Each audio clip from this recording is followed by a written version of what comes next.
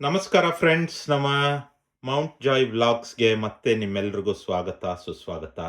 ಈಗಾಗಲೇ ನಿಮಗೆ ಗೊತ್ತಿರೋ ಹಾಗೆ ಈಗ ಏಪ್ರಿಲ್ ತಿಂಗಳು ಬಂದಿದೆ. ಸಿಕ್ಕಾಬಟ್ಟೆ ಬಿಸಿಲಿಗೆ ತಂಪಾಗಿ ಮನೆಯಲ್ಲೇ ಏನಾದರೂ ಒಂದು ಕೂಲ್ ಡ್ರಿಂಕ್ ಮಾಡ್ಕೋಬೋದು ಅಂತ ನೀವೇನಾದ್ರು ಯೋಚನೆ ಮಾಡ್ತಾ ಇದ್ರೆ ಬೇರೆ ಎಲ್ಲೂ ಹೋಗಬೇಡಿ, ಈ ವ್ಲಾಗ್ನೇ ಫುಲ್ ನೋಡಿ, ಪೂರ್ತಿಯಾಗಿ ನೋಡಿ.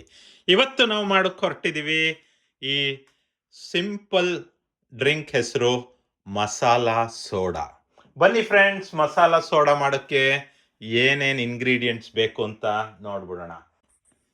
ಇವತ್ತು ಬೇಕಾಗಿರುವಂಥ ಇಂಗ್ರೀಡಿಯೆಂಟ್ಸ್ ಏನಪ್ಪ ಅಂದರೆ, ಫಸ್ಟು ಈ ಪುದೀನ ಸ್ವಲ್ಪ, ಅದ್ರ ಜೊತೆಗೆ ಕೊತ್ತಂಬರಿ ಸೊಪ್ಪು, ಸ್ವಲ್ಪ ಹೆಚ್ಚಿದ ಹಸಿರು ಮೆಣಸಿನ್ಕಾಯಿ, ಸ್ವಲ್ಪ ಹೆಚ್ಕೊಂಡಿದ್ದಂತಹ ಶುಂಠಿ, ಆಮೇಲೆ ಸ್ವಲ್ಪ ನಿಂಬೆಹಣ್ಣು. ಸೊ ಇವಾಗ ಎಲ್ಲ ಇಂಗ್ರೀಡಿಯೆಂಟ್ಸ್ನು ಒಂದು ಸಣ್ಣ ಮಿಕ್ಸಿ ಜಾರಲ್ಲಿ ಹಾಕ್ಕೊಂಡಿದ್ದೀವಿ. ಇದ್ರ ಮೇಲೆ ಸ್ವಲ್ಪ ಇವಾಗ ನಿಂಬೆಹಣ್ಣು ಹಿಂಡ್ಕೊತಾ ಇದ್ದೀವಿ.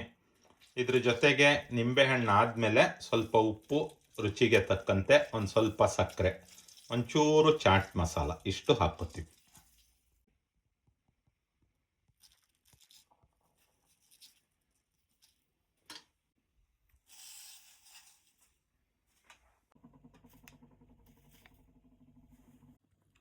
ಎಲ್ಲದನ್ನು ಚೆನ್ನಾಗಿ ಮಿಕ್ಸ್ ಮಾಡಿಕೊಂಡಾಗ ಈ ಥರ ಒಂದು ಗ್ರೀನ್ ಲಿಕ್ವಿಡ್ ಪೇಸ್ಟ್ ಥರ ಬರುತ್ತೆ.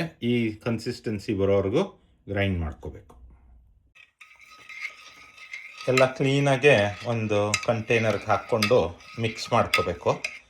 ಸ್ವಲ್ಪ ಬೇಕಾದರೆ ನೀರು ಆ್ಯಡ್ ಮಾಡ್ಕೊಳ್ಳಿ. ತುಂಬ ನೀರು ಆ್ಯಡ್ ಮಾಡಿಕೊಂಡ್ರೆ ಡೈಲ್ಯೂಟ್ ಆಗಿಬಿಡುತ್ತೆ. ಇಷ್ಟು ಹದಕ್ಕೆ ತಕ್ಕ ಹಾಗೆ ಮಾಡಿಕೊಂಡು ಸ್ವಲ್ಪ ಒಂದು ಸ್ಪೂನಲ್ಲಿ ಚೆನ್ನಾಗಿ ಒಂದು 2 ಮಿನಿಟ್ಸ್ ಮಿಕ್ಸ್ ಮಾಡಿ. ಆವಾಗ ಎಲ್ಲ ಇಂಗ್ರೀಡಿಯೆಂಟ್ಸು ಕ್ಲೀನಾಗೆ ಪ್ರಪೋರ್ಷನೇಟಾಗೆ ಮಿಕ್ಸ್ ಆಗುತ್ತೆ.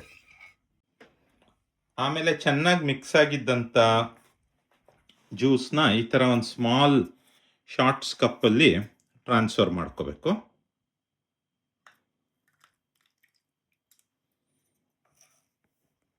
ಈಗ 4 ಸಣ್ಣ ಸಣ್ಣ ಶಾರ್ಟ್ ಕಪ್ಸ್ಗೆ ಟ್ರಾನ್ಸ್ಫರ್ ಮಾಡಿದ್ದೀನಿ.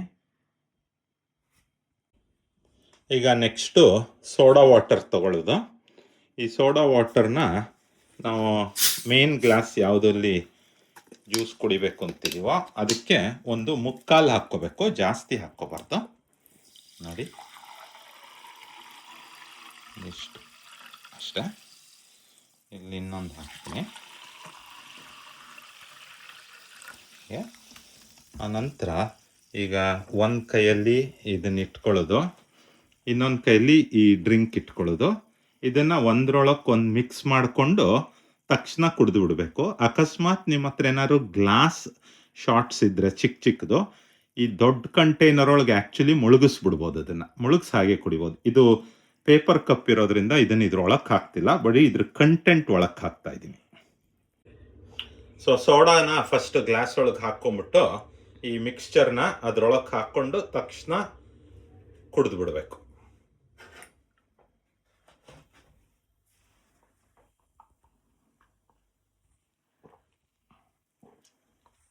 ಅಮೇಝಿಂಗ್ ಆಗಿದೆ.